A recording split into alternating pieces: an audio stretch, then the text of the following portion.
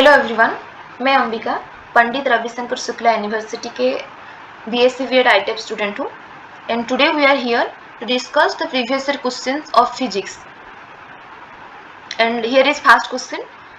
First question is, electron is accelerated by 100 volt potential difference. Then its wavelength, that is lambda, will be comparable to first infrared radiation, second microwave, third X-rays, then fourth radio wave.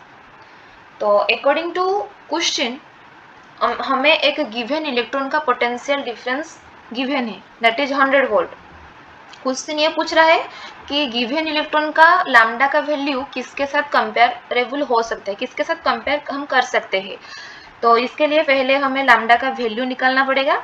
तो lambda का value निकालने के लिए formula होता है lambda is equal to h upon root over of 2 into m into E into V. ये formula में h होता है हमारा प्लैंक्स कांस्टेंट, इसका वैल्यू होता है 6.6 इंटू 10⁻⁻³ जूल सेकेंड. m होता है mass of electron, mass of electron होता है 9.1 इंटू 10⁻31 kg. e होता है चार्ज ऑफ इलेक्ट्रॉन, ये वैल्यू भी हमें पता है, दैट इज 1.6 इंटू 10⁻19 कूलम. और v that is potential difference, ये हमें क्वेश्चन में गिवन है 100 volt. h m e Planck's constant, mass of electron, charge of electron and potential difference का वैल्यू फार्मूला के थ्रू फार्मूला में पुट करने के बाद हमें लैम्डा का वैल्यू एट द एंड आ जाएगा. तो वो आएगा 1.231 इंटू 10⁻⁻10. तो ये वैल्यू एक्सरेज का वेवलेंथ के साथ कंपेयर हो सकता है. कैसे? हम एक्सरेज का वेवलेंथ का रेंज होता है 10⁻⁷ टू 10⁻⁻10 और हमें गिवन इलेक्ट्रॉन का लैम्डा का वैल्यू आया हमारे पास 1.231 इंटू 10⁻10. तो ये 10⁻10 लैम्डा का वैल्यू और एक्सरे में ये कॉमन है, तो ये कंपेरेबल हो रहा है, तो इसीलिए हमारा आंसर हो जाएगा एक्सरेज. तो then next question, second question. A current carrying circular loop with area A is placed in YZ plane when external magnetic field B is given 20 J is applied, then the torque acting on loop will be what? Question में हमें एक circular current carrying circular loop given है और हमें ये circular loop का torque का value पूछ रहा है. टॉर्क का फॉर्मूला होता है that is magnetic moment cross magnetic field, that is m cross b. और m क्रॉस b में b का value that is magnetic field का वैल्यू हमें गिवन है 20 J और एरिया भी गिवन है हमें YZ प्लेन मेंशन है, तो इनडायरेक्टली हमें एरिया भी गिवन है और हमारे पास I गिवन है करंट. तो मैग्नेटिक मूवमेंट को हम लिख सकते हैं I इंटू ए. तो I हमारे पास है, I को I ही हम लिखेंगे क्योंकि यहाँ को स्पेसिफिक नंबर नहीं दिया गया है. और एरिया हमारे पास आ जाएगा AI कैप. YZ प्लेन में ये सर्कुलर लूप प्रेजेंट है, इसलिए इसका एरिया हो जाएगा AI कैप. तो मैग्नेटिक मूवमेंट हमारे पास आ गया I कैप. देन इसको हम पुट करेंगे फॉर्मूला में और B का वैल्यू हम 20 J कैप पुट करके हमें टाउ का वैल्यू दैट इज टॉर्क का वैल्यू हमारे पास आ जाएगा, that is option number 1. Third question. A capacitor of capacitance 100 microfarad and a coil of resistance 50 ohm and inductance 0.5 Henry are connected in series with a 110 volt and 50 hertz are source. The RMS value of the current is. Option 4 option हमें given है. According to the question हमें पूछा है कि RMS current का RMS value क्या होता है. तो करंट का आरएमएस वैल्यू का फॉर्मूला होता है हमारे पास V अपॉन Z. V होता है पोटेंशियल डिफरेंस एंड Z होता है इम्पीडेंस. इम्पीडेंस क्या होता है? इम्पीडेंस हमारे पास यहाँ गिवन है रेजिस्टेंस, इंडक्टेंस एंड कैपेसिटेंस, ये तीनों का रिजल्टेंट ही होता है इम्पीडेंस, जिसको हम Z से डिनोट करते हैं. तो हमें यहाँ कैपेसिटेंस गिवन है, रेजिस्टेंस गिवन है, इंडक्टेंस गिवन है.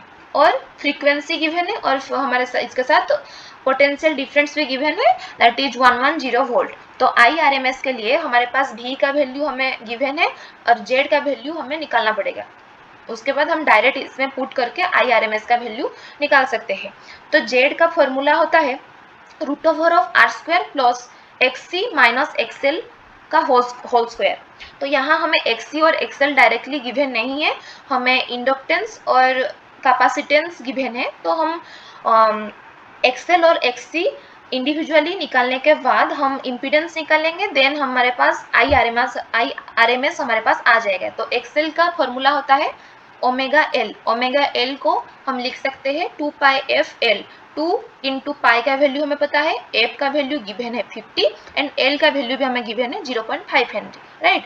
देन XC का वैल्यू भी वैसे हम निकाल सकते हैं, XC को हम लिख सकते हैं 1/ωc एंड वही ओमेगा को लिख सकते हैं 2πf फॉर्म में भी लिख सकते हैं। तो XC is equal to 1/2πfc आ जाएगा। यहाँ भी हमें F का वैल्यू वही सेम 50 हर्ट्ज रहेगा और C का वैल्यू हमें गिवन है 100 माइक्रोफैराड। तो 100 माइक्रोफैराड को हम माइक्रो को कन्वर्ट कर सकते हैं 10⁻⁻6 फॉर्म में ला सकते हैं। तो XC और XL का वैल्यू आ जाने के बाद हम इम्पीडेंस दैट इज Z निकालेंगे। उसके बाद हम IRMS V/Z करके हमारे पास IRMS आ जाएगा 0.82, that is option number 3। Then next question,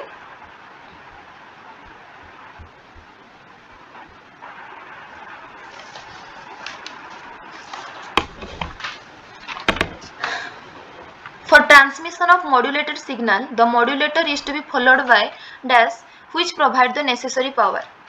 तो इसका आंसर हो जाएगा option number 2, that is amplifier. Then next question पूछ रहा है कि find the voltmeter reading in the given circuit shown in the figure below.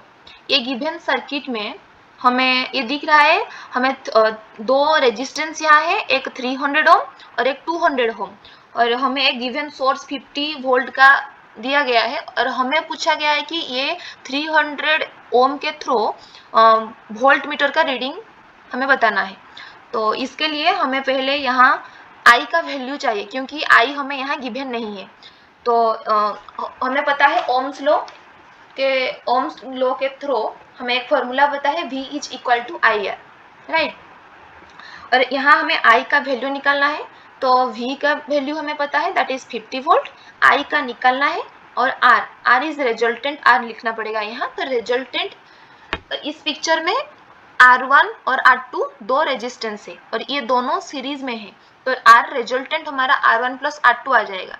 तो R1 प्लस R2 करने से 300 प्लस 200 हमारे पास 500 आ जाएगा। ये आ जाएगा हमारे पास R रिजल्टेंट।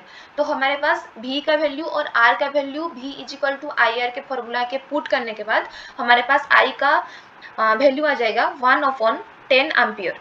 देन ये आ गया हमारे पास I का वैल्यू। हमें क्वेश्चन में पूछ रहा है कि 300 ओम के रेजिस्टेंस के थ्रू वोल्ट मीटर का रीडिंग, तो V पूछ रहा है, इनडायरेक्टली हमें वो V ही पूछ रहा है। तो V के लिए वही हम सेम फॉर्मूला यूज करेंगे, दैट इज ओम्स लॉ का V is equal to IR।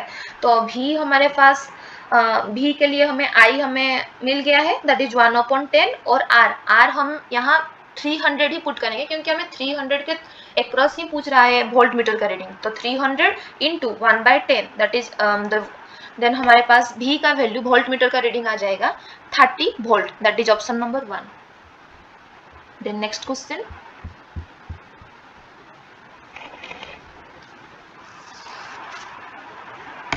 a spherical conductor of radius r is uniformly charged having surface charge density sigma. The electric field intensity at center is dash। Option number 1, 2, 3, 4 given है। और question में हमें पता है कि एक spherical conductor जब uniformly charged होता है तो हमारे सेंटर में, वो स्फेरिकल कंडक्टर के सेंटर में हमें inside the spherical conductor in the centre Q का वैल्यू, चार्ज का वैल्यू 0 होता है। राइट।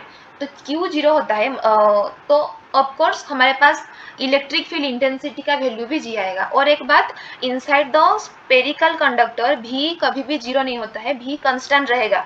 ये क्वेश्चन भी आ सकता था साइड में कि भी अगर हमारे पास स्पेरिकल कंडक्टर है with radius r uniformly charge, then what will be the भी ऑप्शन में 0 भी होगा और कांस्टेंट भी होगा, तो हमें कांस्टेंट ऑप्शन ही राइट होगा यहाँ। और इलेक्ट्रिक फील्ड इंटेंसिटी 0 होगा, तो यहाँ इस क्वेश्चन में आंसर हो जाएगा 0, that is option number 1। Then next question,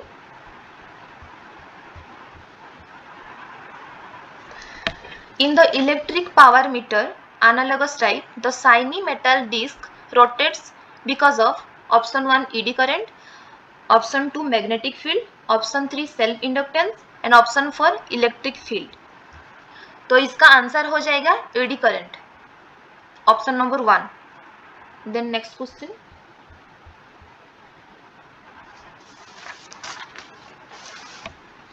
in a secondary rainbow as compared to primary rainbow we observe option 1 option 2 option 3 given है। सेकेंडरी रेनबो हमेशा प्राइमरी रेनबो का रिवर्स होता है और ये थोड़ा फेंटर होता है as compare to primary rainbow. तो ऑप्शन नंबर हमारे पास आ जाएगा intensity is fainter and order of the colour is reverse, that is option number 4। तो इस क्वेश्चन का आंसर हो जाएगा option number 4। Then next question,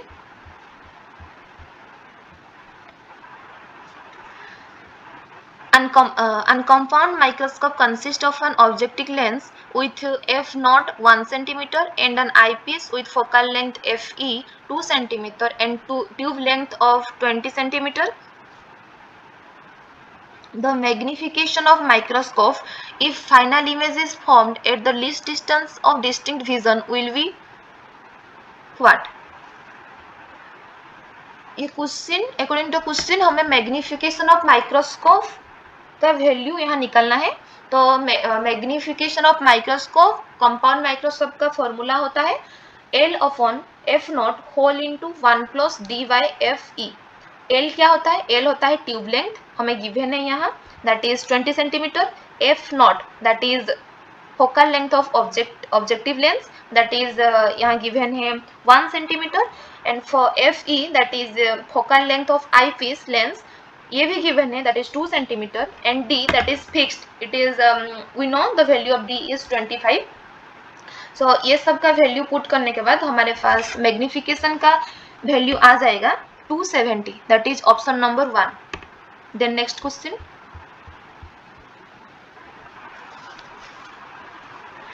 if n is the mass of electron, n is the number of charge carrier and tau is the relaxation time, then the resistivity of the material will be। तो tau is equal to हमारे पास formula होता है m upon n square tau, that is option number 3। Then next question, Lyman series, Paschen series, Brackett series, Stefan series का यहाँ हमें वो 1 by lambda form में, हम अगर हमें n1 का वैल्यू पता है तो इसका 1 बाय लैम्डा का एक हमारा जनरल फॉर्मूला है कि 1 by lambda is equal to r whole into 1 by n1 square minus 1 by n2 square, right. Here n1 and n2 differs in every series. So for Lyman n1 का value होता है हमारे पास 1 and n2 का value होता है 2, 3, 4 and onwards. So for Lyman series option number 2 will be the correct answer. So Lyman series में n1 का value 1 होता है एंड n2 का वैल्यू 2, 3, 4 ऑनवर्ड्स होता है। Then comes Paschen series. Paschen series में n1 का वैल्यू 3 होता है और n2 का वैल्यू 4, 5, 6 एंड ऑनवर्ड्स चलता है। तो हमारे पास आ जाएगा option number 4 Paschen series. Then comes Brackett series.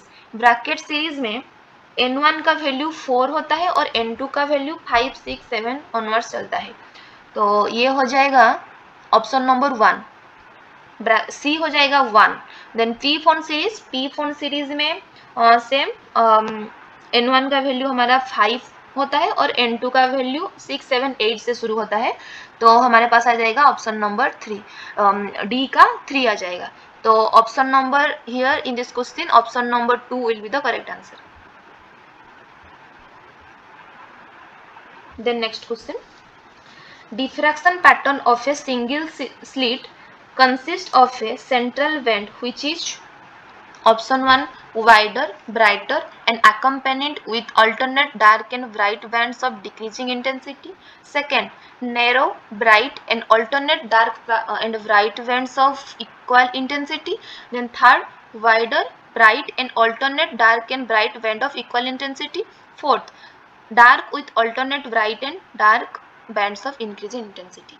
तो diffraction pattern of a single slit consist of A central vent which is, तो यहाँ हमारा आंसर हो जाएगा option number 1 that is wider, brighter and accompanied with alternate dark and bright bands of decreasing intensity.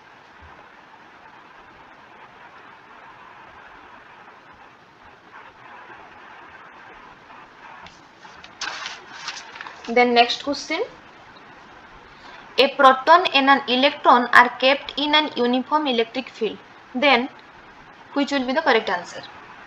So magnitude, first option, magnitude of their acceleration will be equal, magnitude of the force on them will be equal, electric force acting on electron will be in the direction of electric field, या फिर both will accelerate in the direction of opposite to the electric field. तो proton और electron अगर एक uniform field में हम रख रहे हैं तो हमारा ये magnitude of forces on them will be always equal. So option number 2 will be the answer. Then next question. 300 coulomb charge of charges is divided into two parts Q1 and Q2 and are placed in vacuum at a distance of 2 cm. Now for what value of Q1 and Q2 force between them will be maximum? For according to the question हम 300 coulomb charge को Q1 Q2 का किस ratio में हम इसको divide करेंगे तो हमें forces between them will be maximum. So इसका आंसर हो जाएगा Q1 is equal to Q2. Q1 और Q2 जब इक्वल रेशियो में हम कुछ डिस्टेंस में 2 centimetre distance in the vacuum में रखते हैं तो इन दोनों के बीच में मैक्सिमम फोर्स लगता है. तो option number 4 will be the answer. Then next question. In a series LCR circuit, the resistor R, inductor L and capacitor C are connected to AC source V is equal to V0 sin omega t. The peak value of current at resonance is, 4 option given है, एक option सही होगा. तो according to the question हमें peak value of the current at resonance condition पूछा गया है. तो करंट का फॉर्मूला क्या होता है? करंट का फॉर्मूला होता है हमारे पास, ये LCR सर्किट है तो करंट का फॉर्मूला हो जाएगा हमारे पास V0 upon Z that is impedance. और क्वेश्चन में गिवन है एक वर्ड रेजोनेंस. रेजोनेंस कंडीशन में हमारा XC और XL हमेशा इक्वल रहता है. तो इम्पीडेंस के फॉर्मूला हमें पता है R² plus XC minus XL का होल स्क्वायर का रूट ओवर हो जाएगा. पर यहाँ XC और XL का वैल्यू इक्वल है तो हमारे पास इम्पीडेंस का value Z will be equal to R. तो I will be equal to V0 upon R. तो V0 अपॉन R, तो आंसर हो जाएगा हमारे पास option number 2 that is V0 upon R. Resonance condition में हमेशा XC और XL का वैल्यू इक्वल होता है, इसलिए रेजोनेंस कंडीशन में impedance will be equal to resistance that is R.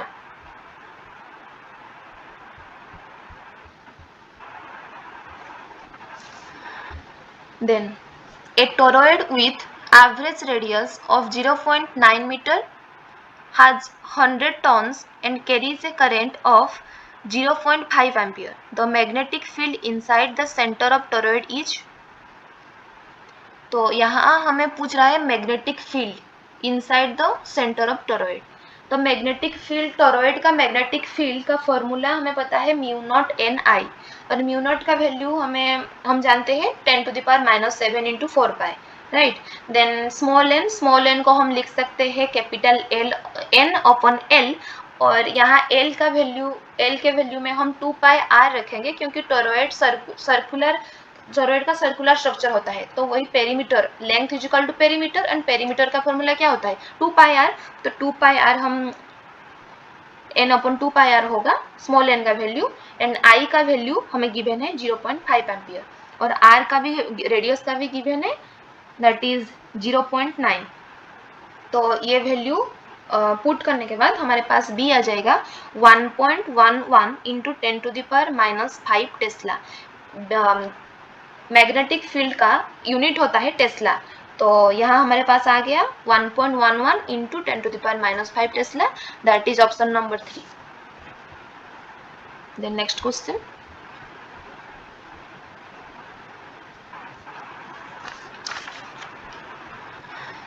a solenoid of length 0.5 meter has a radius of 1 centimeter and is made up of 500 tons. It carries a current of 5 ampere. The magnitude of the magnetic field inside the solenoid is what? यहाँ भी same formula, magnetic field solenoid या फिर toroid दोनों का formula same होता है, बस small n का वैल्यू दोनों में डिफरेंट होता है। तो यहाँ मैग्नेटिक फील्ड का formula V is equal to mu naught NI होगा।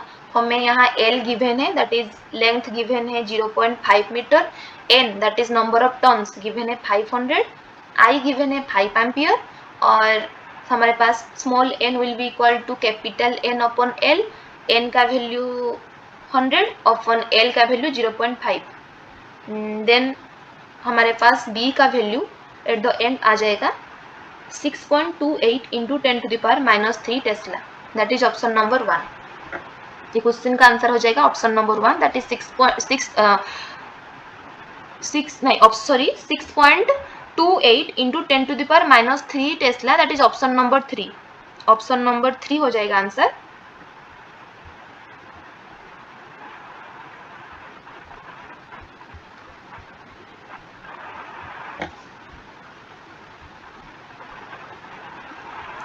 Then a resistor of resistance R is connected to an ideal battery. If the value of R is decreased, the power dissipated in the resistor will be first increase, second decrease, third remain unchanged, या फिर fourth first decrease and then becomes 0। तो power dissipated मतलब power का formula हमें पता है V² upon R होता है, तो अपॉन R ये डिनोमिनेटर में हमारा रेजिस्टेंस पर डिनोमिनेटर में है, तो P is inversely proportional to resistance, that is P is directly proportional to 1/R हम बोल सकते हैं, या फिर P is inversely proportional to R। तो अगर R हमारा इंक्रीज हो रहा है तो P डिक्रीज होगा, या फिर अगर R हमारा डिक्रीज हो रहा है तो P इंक्रीज होगा। तो यहाँ हमें क्वेश्चन में गिवन है हमारा R इंक्रीज हो रहा है तो P ऑब्वियसली डिक्रीज ही होगा। तो हमारे पास नहीं, क्वेश्चन में गिवन है कि इफ R इज डिक्रीज, अगर हमारे पास R डिक्रीज कर रहा है तो power dissipated in the register क्या होगा। तो R डिक्रीज कर रहा है मतलब ये इनवर्सली प्रोपोर्शनल टू पावर होता है, तो पावर इंक्रीज करेगा। R डिक्रीज कर रहा है मतलब पावर इंक्रीज करेगा, R इंक्रीज करेगा मतलब पावर डिक्रीज करेगा, राइट। तो यहाँ ऑप्शन हो जाएगा option 1, that is increase. Then next question, read the statement about telescope. First, telescope is used to see the nearby object. The final image of telescope is diminished. Third, the objective lens of telescope has larger aperture. D, the objective lens of telescope has large focal length. E, the eye lens of telescope has small aperture than objective lens. Choose the correct answer from the options given below. तो option number A given क्या है, telescope is use to see the nearby object. हम telescope कभी भी near by object को देखने के लिए यूज नहीं करते हैं, टेलीस्कोप हमेशा डिस्टेंट ऑब्जेक्ट को देखने के लिए हम यूज कर, डिस्टेंट ऑब्जेक्ट के लिए ही यूज होता है। तो ऑप्शन नंबर 1 गलत है। Then comes to option number B, come to point B. Point B में क्या है ना, final image of the telescope is diminish. Final image of telescope diminish नहीं होता है, पर ये मैग्नीफाइड एंड वर्चुअल होता है। पर टेलीस्कोप में एक इंटरमीडिएट इमेज जो ऑब्जेक्टिव लेंस के थ्रू हमें एक डिमिनिश्ड इमेज मिलता है, पर फाइनल इमेज मैग्नीफाइड और वर्चुअल हमेशा होता है। तो ऑप्शन पॉइंट बी भी गलत है।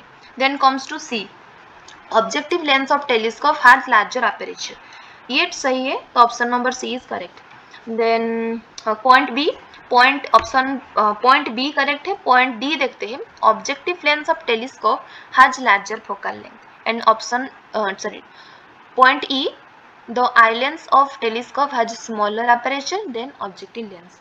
तो डी एंड ई भी करेक्ट है। तो सी डी ई ये तीनों करेक्ट है और ए एंड बी गलत है। तो हमें पूछा गया है choose the correct answer from the options given below. तो करेक्ट ऑप्शन हो जाएगा हमारे पास C D E, that is option number 3।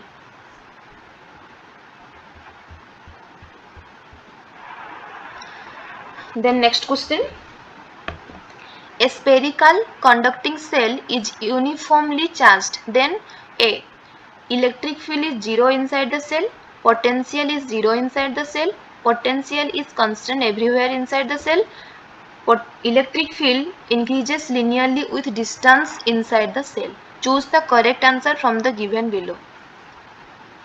Option number 1, एक स्पेरिकल कंडक्टिंग सेल में यूनिफॉर्मली, अगर एक spherical conducting shell uniformly charged है तो अंदर में हमें Q0 होता है। Q0 होता है मतलब हमारे इलेक्ट्रिक फील्ड भी 0 होगा। सो हमारा point A, that is electric field is 0 inside the shell, ये करेक्ट है। Then comes to point B, potential is 0 inside the shell. Potential कभी भी 0 इनसाइड द सेल नहीं होता है। पोटेंशियल कांस्टेंट होता है पर 0 नहीं होता है। तो पॉइंट बी गलत है। Then point C, potential is constant everywhere inside the shell, वही सेम बात मैं अभी वो पॉइंट बी का सही रीजन सही पार्ट पॉइंट सी है, तो पॉइंट सी करेक्ट होगा, पॉइंट बी गलत है। और point D, electric field increases linearly with the distance inside the shell, ये नहीं होता है। तो ऑप्शन डी गलत, पॉइंट डी गलत है। तो हमारे पास point A and point C will be the correct answer. तो option number 3 A and C answer.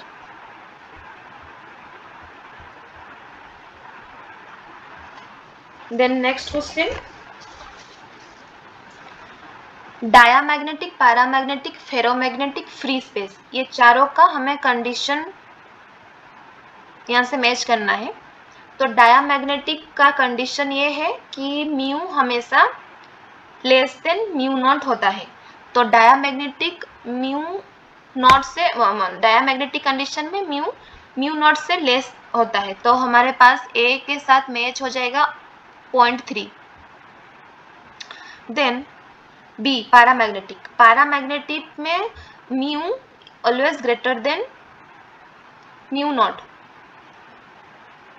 Option ये पॉइंट 1 हो जाएगा, बी का आई हो जाएगा, ए का ट्रिपल आई हो जाएगा। देन फेरोमैग्नेटिक, फेरोमैग्नेटिक में भी mu greater than mu not होता है, पर वो ज़्यादा होता है एज कम्पेयर टू पैरामैग्नेटिक। तो हमारे पास फेरोमैग्नेटिक हो जाएगा पॉइंट नंबर 4 IV, सी का IV हो जाएगा। देन फ्री स्पेस में म्यू और म्यू नॉट का वैल्यू सेम होता है। सो यह डी के लिए हो जाएगा डबल आई। तो हमारे पास ऑप्शन नंबर 2 करेक्ट आंसर इस क्वेश्चन के लिए।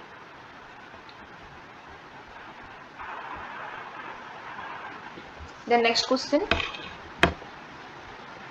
peak value of an alternating current is 5 ampere and its frequency is 60 Hz. How long will it take the current to reach peak value starting from 0? Time period का value हमें यहाँ time in the form of second पूछा गया है। तो time period का formula हमें पता है इनवर्स ऑफ फ्रीक्वेंसी, पर यहाँ हमें पूछा गया है time current at the peak value, मतलब peak value, for peak value के लिए हमें टाइम पूछा गया है। तो टाइम पीरियड का फॉर्मूला इनवर्स होता है फ्रीक्वेंसी से। फॉर पीक वैल्यू के लिए हमारा टाइम पीरियड जो कि है 1/f का 1/4 होता है। तो दैट इज पीक वैल्यू के लिए टाइम पीरियड हो जाएगा 1/4 into f, that is frequency. तो हमारे पास फ्रीक्वेंसी गिवन है 60, तो 1/4 इंटू 60 दैट इज हमारे पास आ जाएगा 1/240 second, that is option number 3। Then next question,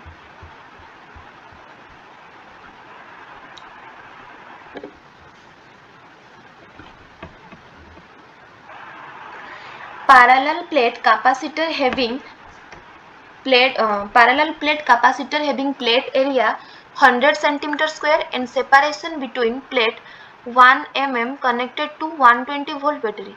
The space between plates is filled with dielectric medium of dielectric constant K. The charge stored on the capacitor is 0.12 microcoulomb. The value of K is option 1 10, option 2 11.9, option 3 12.3, option 4 11.3. सो हमें यहाँ given है Q का value given है, V का value given है, area given है, distance given है. बस हमें कैपेसिटेंस K का वैल्यू मतलब K का वैल्यू निकालना है, डाइलेक्ट्रिक कांस्टेंट का वैल्यू निकालना है. हमें पता है नॉर्मल कैपेसिटर का फॉर्मूला होता है Q/V, राइट.